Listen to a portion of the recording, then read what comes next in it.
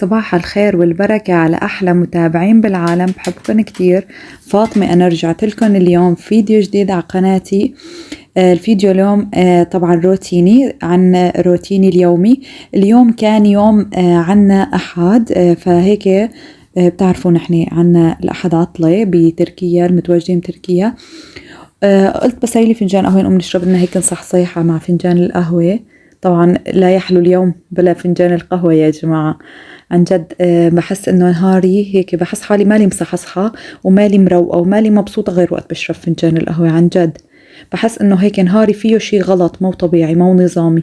وقت بشرب القهوة بحس حالي خلص تمام، يعني عدل المزاج.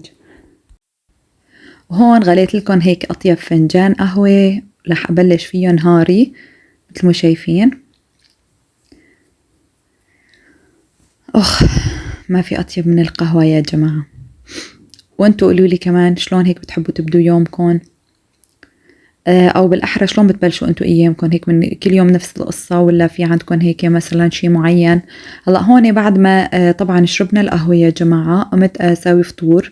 الولاد كتير كانوا مشتهيين على الفول والفلافل. بتعرفوا نحن بسوريا كنا كل يوم جمعة نجيب هالفول وهالفلافل وهالحمص، ويعني حباشاتهم تكميلاتهم لتكميل الفطور. وكنا مثلا اسبوع مامونية وشعبيات وجبنة، اسبوع مثلا بيض وجبنة ولبنة وزيتون وعطون وهالقصص يعني. فنحن هيك كل اسبوع هيك كنا نعمل بسوريا طبعا. اما هون ما في وقت محدد. هلا هدول الاكلات انا تقريبا ممكن اجيبهم كل اسبوع مرة، كل اسبوعين، ممكن كل شهر يعدي علي لحتى اجيب اكلة فول فلافل هيك هالقصص، يعني حسب شلون نحن انه هيك مشتهيين فمنجيب. هذا المخلل عملته انا عايدي وطعمته كتير طيبة، وطريقته رح انزل لكم اياها بفيديو اللي بعده ان شاء الله. كتير طريقته ناجحة يا جماعة، بتجنن. هلا مثل ما شايفين هون الفلافل انا جاهز، مو شغل ايدي. طبعا اذا بدكم طريقة فلافل موجودة بقناتي كمان هون بالصفحة.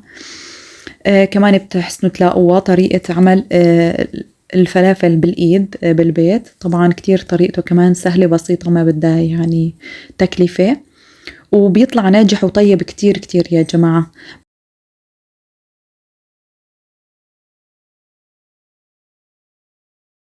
وهون مثل ما شايفين كمان فيرطة أنا رمان، وحطيت للفول رمان صحيح. انتوا بتحبوا الرمان مع الفول ولا ما بتحبوه؟ هون لقيت الصحن صغير شوي، عن جد لقيته كتير صغير وقت اللي حطيت الرمان، فيعني صار كتير الكمية منيحة. ايه ففضيته على صحن أكبر. وهي الحمص هيك عم طيبا عم بحط هيك لمساتي، بزين لهم شوي، برتب لهم بهالسفرة مشان هيك تنفتح نفسهم. هو الأكل لحاله بفتح النفس يا جماعة. الفول كتير طيب. هلا انتم من عشاق الحلو ولا العشاق الحامض والمالح وهالقصص؟ يعني فول وفلافل وحمص ولا مامونية وشعيبيات؟ كتبوا لي بالتعليقات. هون بعدين حبيت اطلع اتمشى بعد ما فطرنا طبعا وخلصنا وشربنا كاسة جاي. طلعت هون في عنا منطقة ببورصة اسمها ياشي ليلى. هذا المحل بتلاقوه هنيك بياشي ليلى، في عنده شغلات كتير حلوة، أنا بشتري من عنده شغلات. في عنده شغلات وأوقات بيعمل عروضات حلوة. شوفوا هدول تبعات البهارات والتوابل، كتير حبيت هذا اللون أكتر شيء، الفضي. مو الفضي، هو جاي على فضي على جينز، والأبيض اللي جنبه كتير حبيتهم عن جد. وهون حبيتكم هيك أفرجيكم كمان لقطات بسيطة خفيفة للساعات للمحل. هو للمحل بشكل عام حبيت أفرجيكم هيك لمحة بسيطة عنه. فيه كتير شغلات حلوة عن جد. وفي طبعا الخفيف وفي الثقيل، هو انتو ايش بتفضلوا موجود. يعني هو محل منيح يعني، مو انه صغير، المحل مقبول. هلا انا ما بعرف، بحب كتير اروح على السواق واتفرج واتمشى. انتو مثلي هيك ولا بس انا؟ شايفين في عنده كتير شغلات حلوة يعني.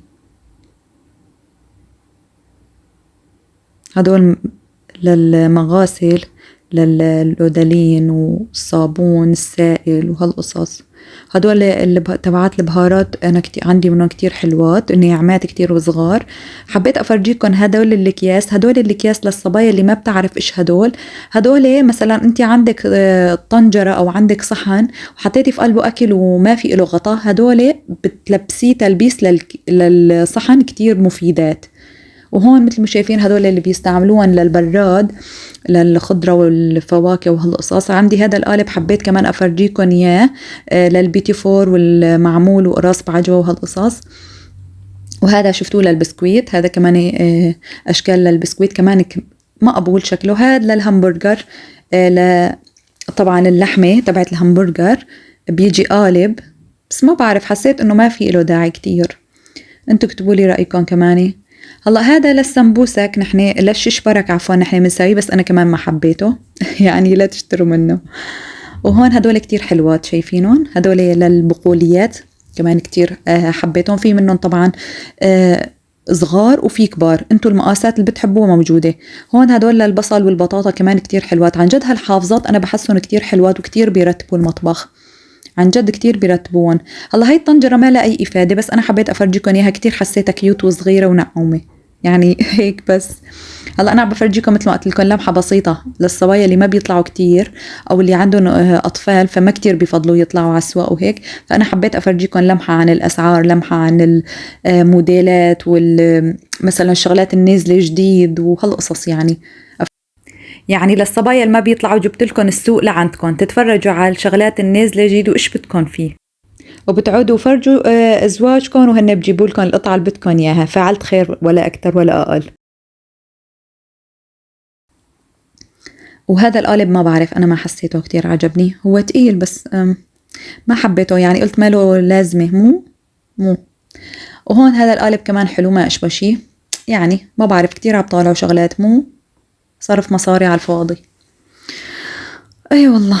هلا هدول الصحون الفخار مين بالصبايا مستعملون؟ خبروني عليهم كويسات ولا لا.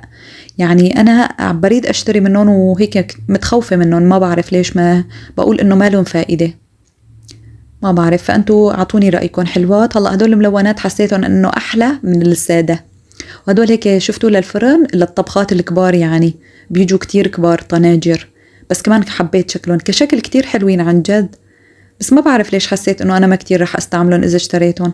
هلا انا المشبك اللي عندي اشتريته من هون من هذا المحل، وحبيت افرجيكم انه عنده مشابك كتيرة. هدول طوايات لقلي البيض والسجق وهيك كشكل حلوات كمان حلوات. هلا هي الركوة انا كتير بحبها، اشوفوا انا عندي مثله عندي نفسها، بس ايدها ما يخشب، انا اللي ايدها حديد، فكل ما بسوي فيها ايدي بتحرقني منها، لانه شفتوا بتحمى على السخونة بتصير سخنة بتحمى، فحبيت الخشب اكتر. وهون الركوات بطلت اشتري من هدول الركوات يا جماعة، اشتريت 3 ركوات و3 ركوات تكسروا ما بتهنى فيهم عن جد. فحسيت انه اشتري طقم جرانيت، شفتوه طبعا بالفيديو اللي قبل هاد، احسن ما اشتري ركوة وما بتطول عندي يعني شهر انكترت وبتتكسر وبكبها. هون عم بينزلوا كتير من هدول الزرعات، انا كتير حبيتهم. ان شاء الله على الايام بلكي هيك وقت ما نرتب بيتنا ونشتري هيك شغلات اكتر، طبعا بنسوي تنسيقات جديدة للبيت بنشتري منهم إن شاء الله. هون هذا مقبول، اللي بتركيا بيعرفوه، في عنده كتير تشكيلة واسعة، فكان المحل مقبول. فرحت كمان بعمل لكم هيك تصويرة بسيطة، وإذا لازمني شي مثلا كمان باخد من المحل. وطبعا أنا طول الطريق يعني ما انه بهدى خلص انه دخلت انه اروح اشتري الشغله اللي بدي اياها وارجع، لا، طول الطريق في يوزبير بدخل بتفرج عليه ايش في عنده عروضات، ايش في عنده شغلات حلوه. في بيم بدخل كمان بتفرج ايش في عنده شغلات، ايش في عنده هيك منزل شيء جديد ما يروح علي يا جماعه. اهم شيء انه انا ما يروح علي شيء، فاول باول لازم انزل واتفرج. فشفتوا هالفناجين كتير حلوات، وعلى فكرة كانوا من غاليات، يمكن حقهم 60 ليرة أظن هالفنجانين. عن جد حلوات حبيتهم، بس أنا عندي هيك على أشكالهم يعني. فهون بعد ما تفرجت وتسوقت وخلصت أغراضي رجعت على البيت، ما في عندي عشاء، فقمت عندي باقتين بقدونس، فرمتهم كتير ناعم.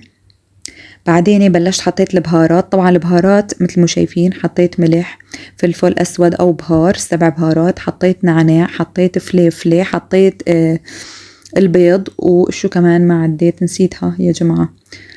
رح أكتب لكم طبعا إيش حطيت بهارات كلهم بصندوق الوصف.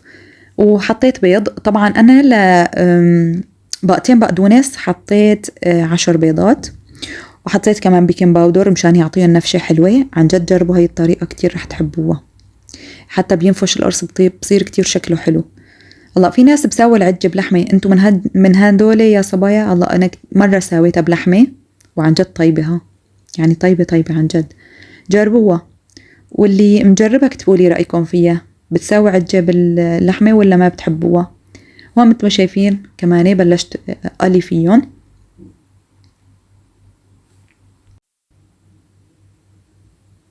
هلا أنا بحب عجة البطاطا أكتر يا صبايا. عندي عجة البطاطا، عندي أنا وياها قصة عشق يعني مي طبيعية. كتير بحب عجة البطاطا. وبحب أعصر لها عليها عصرة ليمونة. كمان إذا بدكم طريقة عجة البطاطا موجودة عندي بالفيديوهات، انزلوا لتحت بالفيديوهات بتلاقوها. طريقتها كمان كتير سهلة وبسيطة. أما جوزي بيحب كتير عجة البقدونس، بيقول لي أطيب من عجة البطاطا. ما بعرف انتو إيش رأيكم، أين هي أطيب؟ وهون هذا هو صار عشاي لليوم، كتير سهل وبسيط. ما فرمت سلطة. عندي هون متبل كمان مساويته، متبل الباذنجان، وعملت بندورة، مخلل، بصل أخضر الموجود عندي يعني حطيته، وتعشينا الحمد لله رب العالمين. وصلت معكم لنهاية الفيديو، بحبكم كتير، لا تنسوا تتابعوني. سلام.